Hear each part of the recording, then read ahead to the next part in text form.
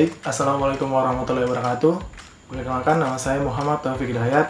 Saya mahasiswa dari Konsentrasi Kesehatan Lingkungan Angkatan 2018, Fakultas Kesehatan Masyarakat Universitas Haleo-Leo.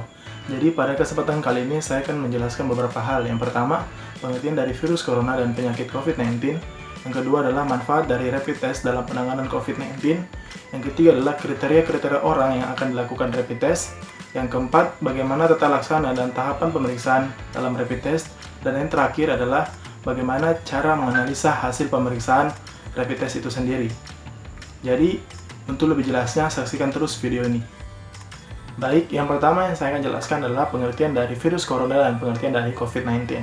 Virus corona adalah keluarga virus yang dapat menyebabkan gejala-gejala kepada manusia, dari gejala yang dari ringan sampai gejala yang lebih berat.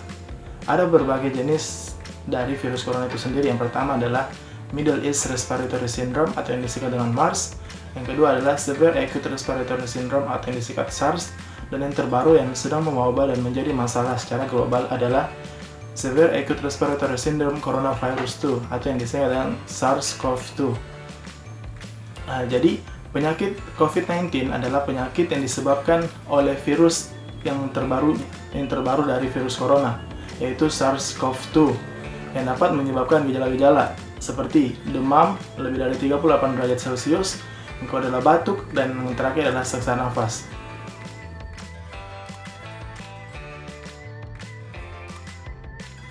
Selanjutnya, saya akan menjelaskan mengenai manfaat dari rapid test. Ada banyak manfaat dari penggunaan rapid test itu. Yang pertama adalah rapid test ini hanya memerlukan sedikit peralatan tambahan untuk mendukung penggunaannya. Yang kedua adalah hasil yang keluar dari penggunaan rapid test ini sangat cepat dan mudah dilakukan. Yang ketiga adalah dengan hasil yang cepat keluar pada hari yang sama akan memberikan intervensi perawatan yang tepat waktu.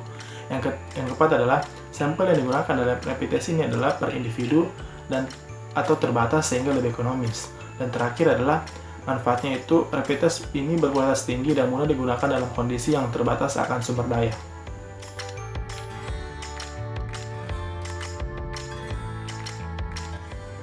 Selanjutnya saya akan menjelaskan mengenai kriteria orang yang akan melakukan rapid test. Yang pertama adalah OTG atau orang tanpa gejala.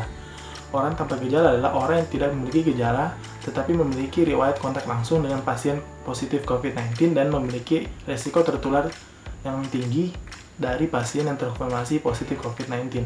Yang kedua, orang dalam pemantauan atau ODP. ODP adalah orang yang memiliki gejala batuk, pilek, sakit tenggorokan, dan 14 hari terakhir pernah berada di daerah yang terjangkit virus corona sehingga memiliki resiko tertular yang sangat tinggi. Yang ketiga adalah pasien dalam pemantauan atau PDP. PDP adalah orang yang memiliki gejala sesak nafas atau pneumonia dan demam di atas 38 derajat yang disertai batuk, pilek, dan sakit tenggorokan, dan melakukan perawatan di rumah sakit sehingga memiliki riwayat tertular yang sangat tinggi. Yang terakhir adalah petugas medis. Petugas medis seperti kita tahu bahwa pekerjaan yang memang secara langsung melakukan kontak langsung dengan pasien terkonfirmasi positif COVID-19.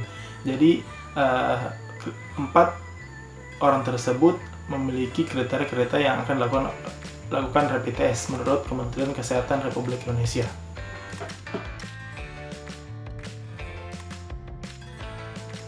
Selanjutnya adalah alat dan bahan. Ada beberapa alat yang digunakan dalam melakukan screening melalui metode rapid test. Yang pertama adalah rapid test yang berbentuk strip. Yang kedua adalah lancet. Yang ketiga adalah kapas alkohol. Yang keempat adalah pipet tetes. Dan kelima APD yang digunakan oleh petugas medis seperti masker, pelindung mata, penutup kepala, sarung-sarung steril, dan lain-lain. Adapun bahan-bahan yang digunakan adalah sampel darah dari seseorang yang dilakukan rapid test dan cairan reagen untuk memberikan reaksi terhadap sampel darah pada saat diteteskan di rapid test.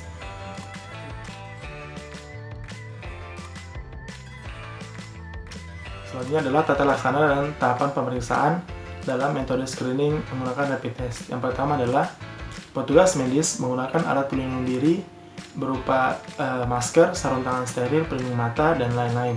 Yang kedua adalah lepaskan rapid test dari bungkus yang disegel, kemudian pijat ujung jari untuk mengalirkan aliran darah.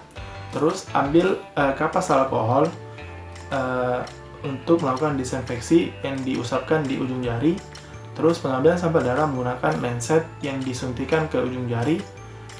Dan selanjutnya sampel darah yang keluar diambil melalui pipet tetes lalu diteteskan ke rapid test. Setelah itu ambil cairan reagen lalu diteteskan di tempat yang sama pada saat meneteskan sampel darah. Lalu sambil menunggu hasilnya, tunggu sampai 10-15 menit untuk menunggu hasil yang keluar. Jika hasil yang keluar adalah positif, berarti kemungkinan ada paparan virus dari orang yang melakukan rapid test. Jika hasilnya positif, maka akan dilakukan pemeriksaan lebih lanjut menggunakan swab tenggorokan, pengambilan swab tenggorokan dan hidung melalui PCR. Karena dengan metode PCR atau pengambilan swab tenggorokan dan hidung itulah yang menentukan apakah seseorang ini terkonfirmasi positif COVID-19 atau tidak.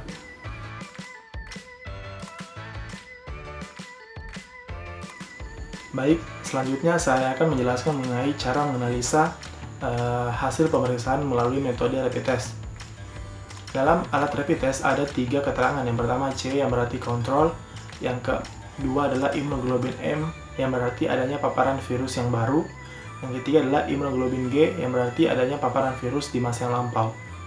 Bagaimana cara membaca hasil pemeriksaan melalui metode rapid test? Yang pertama adalah jika garisnya berada di C saja berarti itu artinya negatif terpapar virus.